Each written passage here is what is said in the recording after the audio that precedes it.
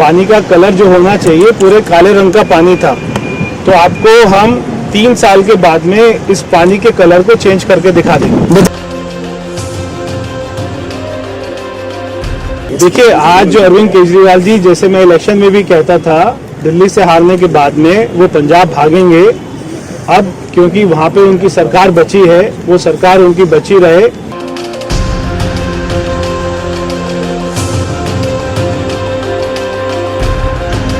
बहुत सालों से छठ पर्व नहीं मनाया जाता था, इस साल में छठ पर्व बहुत ही ग्रैंड स्तर पे मनाएंगे। नहीं, मैं ही लगाऊंगा सबसे पहले, चिंता मत करो। दोस्तों, इस वक्त मैं यमुना के पुल पर हूँ। प्रवेश वर्मा जो बाढ़ और जल मंत्री हैं, वो इस समय इंस्पेक्शन करने के लिए यमुना में घूम रहे हैं। देख सकते हैं यहाँ पर, आइए देखिए कि किस तरह से प्रवेश वर्मा अपने काफिले के साथ यमुना में विचरण कर रहे हैं। आप देख सकते हैं, और इधर आप देख सकते हैं कि किस तरह से एक जाम की स्थिति यहाँ पर बनी हुई है। देख सकते हैं बड़ी संख्या में लोग यहाँ पुल के ऊपर से ही मंत्री के काफिले को यमुना पर विचरण करते हुए देख सकते हैं। ये प्रवेश वर्मा है जो इस समय देख रहे हैं कि यमुना की सफाई कितनी हुई है, क्या बाकी है। वो तमाम लोग जो देख सकते हैं, वहाँ एक प्रोग्राम के रूम में इसको आयोजन किया गया था, और यहाँ पर ITO घाट पर इसका एक फंक्शन था, और ये नाव वहाँ पर से घूमती हुई दिख रही है। अब आपको मैं लेकर चलता हूँ वहाँ पर यमुना के घाट पर। आइए मेरे साथ। बड़ी संख्या में देखने वालों की भीड़ यहाँ पर लगी हुई है। आप देख सकते हैं कि तांता यहाँ पर इस समय लोगों का लगा हुआ है ITO बैराज पर। आइए मेरे साथ। STP लगे हुए हैं, उनकी कैपेसिटी को भी बढ़ाने का काम करेंगे। ये सारे STP हमारे 2 साल में जो है नए लग जाएंगे, और हमने जो कैपेसिटी बढ़ानी है वो भी ये सारा काम STP का 2 साल में कंप्लीट हो जाएगा। उससे पहले ही हम इसको कंप्लीट करेंगे। साथ साथ में आपने देखा कि यमुना की सफाई का काम भी हो गया है। अभी हम जैसे घाट पर बैठे हैं, यहाँ पे अगर 1 महीना पहले आते तो कितना गंदगी होती थी, कूड़ा होता था। साथ में इसका भी काम हो गया है। DDA द्वारा यहाँ पे यमुना रिवर फ्रंट बने, ये भी काम शुरू हो गया है। सारी लैंड को ईयर मार्क हो गया, जितने भी इंक्रोचमेंट्स हैं उनको भी हटाया जाएगा, ताकि एक अच्छा सस्टेनेबल डेवलपमेंट हम यहाँ पर करें। तो हमारी सरकार का, प्रधानमंत्री मोदी जी का एकदम स्पष्ट हमको निर्देश है कि किसी भी कीमत पर कोई भी ढिलाई बर्दाश्त नहीं की जाएगी। मैं दिल्ली वासियों से भी ये कहना चाहता हूँ कि इस हमारी मुहिम में हमारा साथ दें। यहाँ पे यमुना में कोई भी कूड़ा करकट ना आए, इसमें सारे दिल्ली वासियों का एक हमको सभी से अपेक्षा है, उनके सहयोग की। ये मेरी सबसे प्रार्थना भी है, और ये मिशन मोड में हमको काम करना है। सरकार के पास में पैसा भी है और सरकार के पास में पैशन भी है। पूरे पागलपन के साथ में हम इस काम को करेंगे। दिन रात अधिकारियों के साथ में बैठक चल रही है। पिछले 10 दिन में 1 दर्जन से ज़्यादा बैठकें हो चुकी हैं। उसके ऊपर हम IIT की भी हेल्प ले रहे हैं, तो बड़े बड़े जो है कंसल्टेंसी एजेंसी की भी हेल्प ले रहे हैं, और ये आपको जल्दी से एक्शन आपको दिखाई भी देगा। हमारा होमवर्क, हमारा एक्शन प्लान, हमारा रोड मैप ये जल्दी तैयार हो जाएगा। इसके बाद में आपको जमीन पर भी ये सारी चीज़ें दिखाई देंगी। सर, डी-सिल्टिंग को लेकर पिछली सरकारों ने कई टेंडर दिए थे। प्रोफेसर, पिछले 10 दिन में 1300 मैट्रिक टन यहाँ से कचरा उठा लिया गया है। अभी आपने रास्ते में भी देखा होगा कि मशीनें काम कर रही हैं, लोग साफ सफाई का काम कर रहे हैं। डी-सिल्टिंग को लेकर पिछली सरकारों ने कई टेंडर दिए थे, लेकिन डी-सिल्टिंग का क्या नाम आप खुद देखकर आए होंगे, तो उसकी भी जांच होगी। देखिए, 10 साल में आप ये मान लीजिए कि कोई काम हुआ ही नहीं। कोई काम हुआ नहीं, इसका मतलब कि कोई काम जो है कागज पे भी नहीं हुआ। ये टेंडर वेंडर की बात तो छोड़िए, जो पहले की सरकार रही उनके दिमाग में ये बात था ही नहीं कि उन्हें यमुना मैया को कभी साफ भी करना है। केवल उनको यही काम आता था कि दूसरे लोगों पर अपनी जिम्मेदारियों को डालना, एक्सक्यूज देना। तो जो अभी तक हमने देखा कि कोई काम वहाँ पे जमीन पर, धरातल तो छोड़िए, उनके कागजों में भी कोई काम नहीं दिख रहा था। तो ये हमारा, मैंने जो कहा, ना केवल दिल्ली सरकार बल्कि PM भी पूरा इन्वॉल्व है।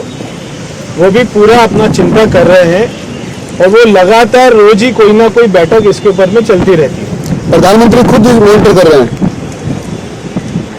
देखिए, प्रधानमंत्री जी की चिंता ये आज से नहीं है। प्रधानमंत्री की चिंता ये कई सालों से है कि यमुना साफ हो। जैसे साबरमती रिवर फ्रंट बना, वैसे यमुना रिवर फ्रंट बने।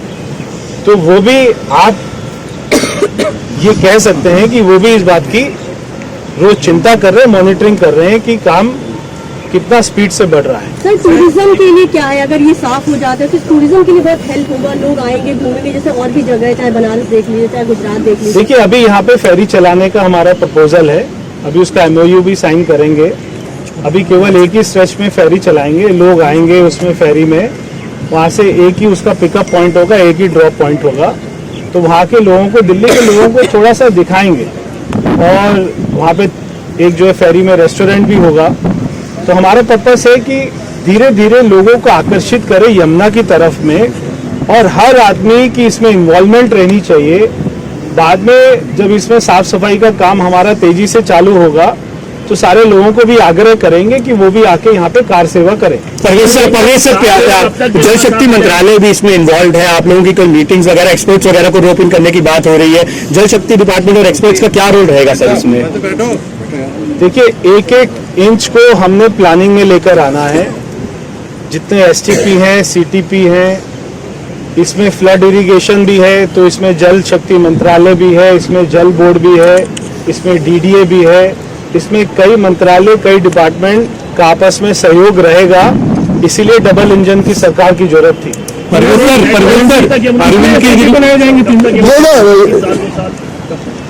देखिए, मैंने आपको हमेशा कहा, आप मेरे से अगर 24 घंटे के बाद में ये वाला क्वेश्चन पूछेंगे तो मेरा जवाब उसको 24 घंटे को घटा लीजिएगा।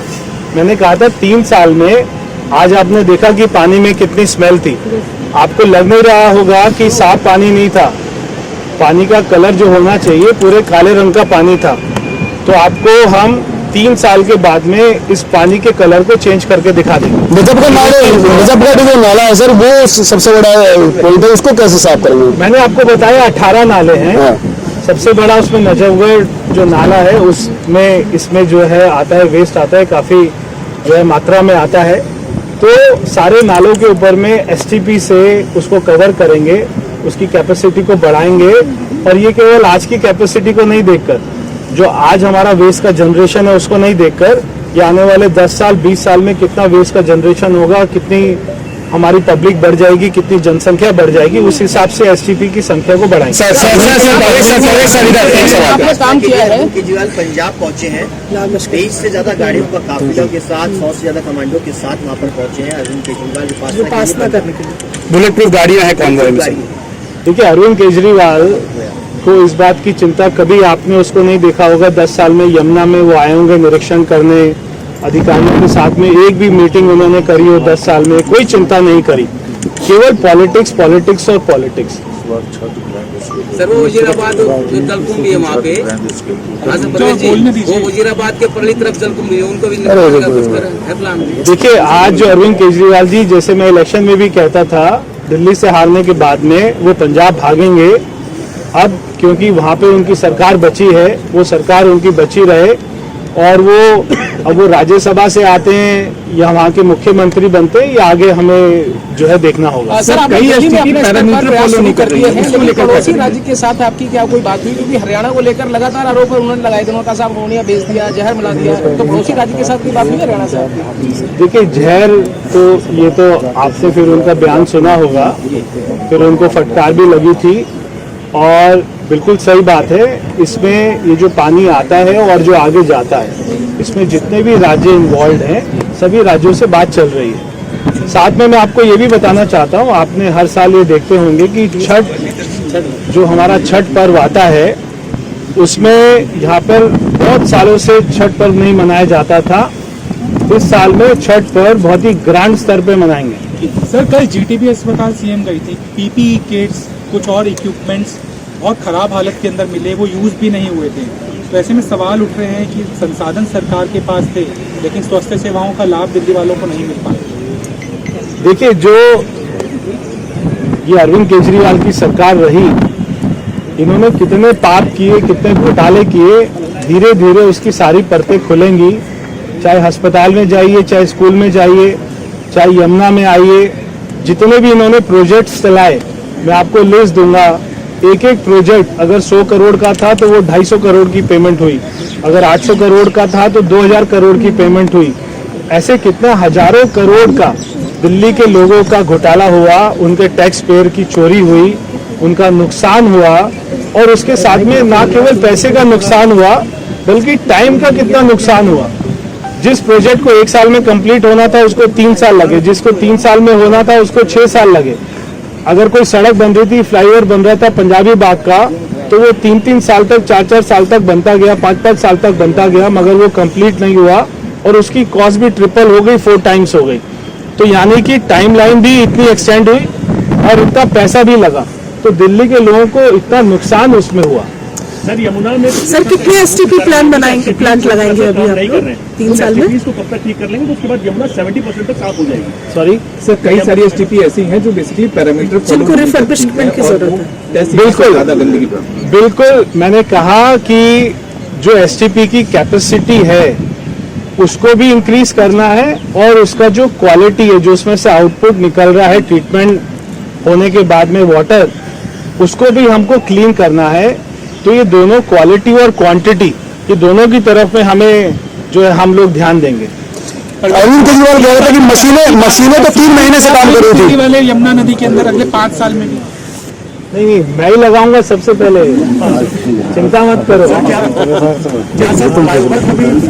का निरीक्षण करने के लिए एक टीम का गठन किया गया कि जो 102 कम से कम फ्लाईओवर उनका मरम्मत करना है, उसके लिए नहीं, मैंने दिल्ली में जितने भी फ्लाईओवर हैं, मैंने अधिकारियों को निर्देश दिया है कि जो फ्लाईओवर के नीचे का स्पेस होता है, जैसे राजा गार्डन का फ्लाईओवर, पहले उसके नीचे के स्पेस को रेस्टोरेंट के लिए दिया गया, अभी उसका कोर्ट केस चल रहा है, मगर नीचे हालत इतनी खराब है तो फ्लाईओवर के नीचे हम लोग ये देखते होंगे कि वहाँ पे जो है बैगर्स होते हैं या वहाँ पे कोई और एंटी सोशल एलिमेंट सारे बैठे रहते हैं और उनमें गंदगी बहुत रहती है। तो मैंने कहा है कि सारे फ्लाईओवर के नीचे जो अंडर फ्लाईओवर स्पेस है उसका निरीक्षण करने के लिए मैंने कहा है और उनमें टाइलिंग होनी चाहिए, उनमें ग्रिल होना चाहिए, उसका ब्यूटिफिकेशन होना चाहिए। अगर कहीं पे रेस्टोरेंट बन सकते हैं, कहीं पे कमर्शियल हम उसको यूज कर सकते हैं ताकि रेवेन्यू हमारा बढ़े, उसको भी यूज करेंगे। कहीं पे स्पोर्ट्स की फैसिलिटी हो सकती है, कहीं पे लोग बैठ के चेस खेल सकते हैं, कैरम, कहीं पे पार्क बनाया जा सकता है, अच्छा प्लांटेशन हो सकता है, अच्छे स्कल्पचर बनाए जा सकते हैं। उसके ऊपर भी तो सारे फ्लाईओवर के नीचे का जो स्पेस है उनका ब्यूटिफिकेशन और कैसे पब्लिक उनको यूटिलाइज कर सके, इसके लिए मैंने बोला। तो आप देख सकते हैं कि यमुना के इंस्पेक्शन के बाद प्रवेश वर्मा अब अपनी गाड़ी में बैठ गए, यहाँ से वापस जा रहे हैं और तमाम चीज़ें उन्होंने यमुना को लेकर क्या प्लान है, सफाई को लेकर क्या स्थिति रहने वाली है, उन सब चीज़ों को लेकर उन्होंने पूरी स्पष्टीकरण से दी। कहा कि जो हमारे जो प्लांट हैं वो भी उनकी कैपेसिटी बढ़ाई जाएगी और उसके बाद ही यमुना को पूरी तरीके से मुकम्मल तरीके से सफा किया जाएगा। तो प्रवेश वर्मा यहाँ से निकलते हुए, हालांकि मीडिया उनको अभी भी घेरे हुए है, लेकिन आप देख सकते हैं कि किस तरह से प्रवेश वर्मा जो है यहाँ से निकलने की कोशिश कर रहे हैं। और इनका ये कहना था कि यमुना को लेकर उनकी और पीएमओ की सबकी प्राथमिकता है कि यमुना समय से साफ हो। तो ये प्रवेश वर्मा यहाँ से निकलते हुए